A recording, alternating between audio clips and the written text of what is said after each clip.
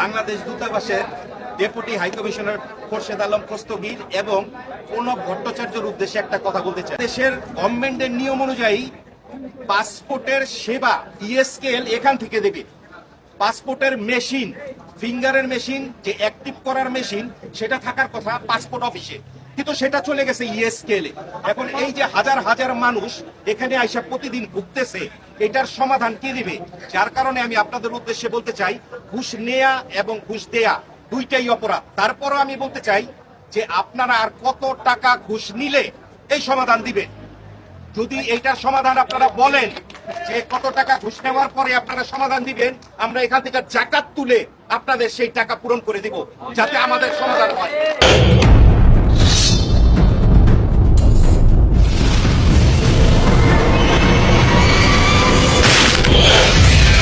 প্রবাসীদের পাসপোর্ট তৈরি করতে যে হয়রানির শিকার করা হচ্ছে, সেই বিষয়টা নিয়ে আমরা কিছু কথা বলতে চাই। যার মধ্যে সবথেকে বড় সমস্যাটা দাঁড়াইতেছে, পাসপোর্ট ডেলিভারি দেওয়ার পরে আপনাকে আবার পুনরায় ইএসকেএল এ ডেপুটি হাইকমিশনার করতে যে খোরশেদ আলম খোস্তগীর এবং তার সাথে বাংলাদেশ সরকারের সাথে ইএসকেএল এর সাথে যে এগ্রিমেন্ট ছিল, সেটাই কিন্তু এমন কোনো উদ্দেশ্য ছিল না।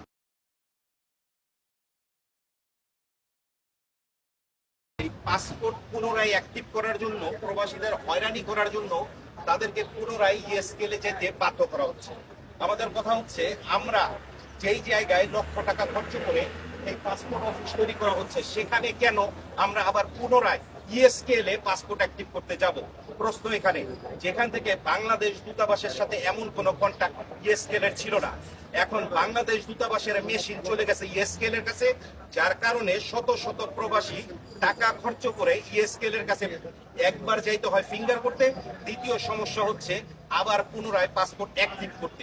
আমাদের এখানে একটা কথা আমি বাংলাদেশ হাইকমিশনের ডেপুটি হাইকমিশনারের উদ্দেশ্যে বলতে চাই, ঘুষ দেয়া এবং নেয়া দুটাই অপরাধ। আমি আপনাকে ছোট্ট করে একটা কথা বলতে চাই, আর কত টাকা ঘুষ খেলে আপনারা এই সমস্যার সমাধান দিবেন যারা এই প্রবাসী এখানে দাঁড়িয়ে আছে?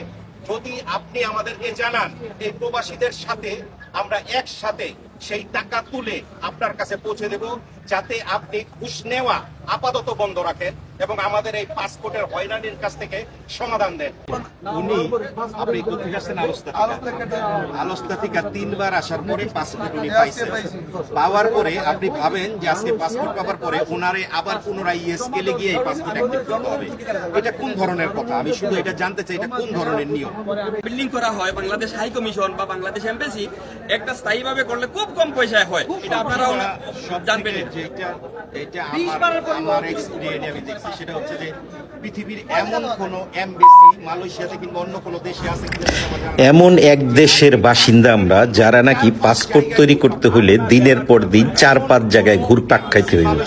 কখনো আপনি জোহরবারু থেকে আসবেন, এসে কেএলএ আপনার 2-3 দিন থাকতে হবে এক পাসপোর্টের ফিঙ্গার দেওয়ার জন্য। তারপর আবার যখন আপনি পাসপোর্ট কালেক্ট করবেন, তখন দেখা যাবে যে আবার 2-3 দিন আপনার কেএলএ থাকতে হবে। তার মানে এক পাসপোর্টের পিছনে আপনার 5 থেকে 6 দিন চলে যাবে।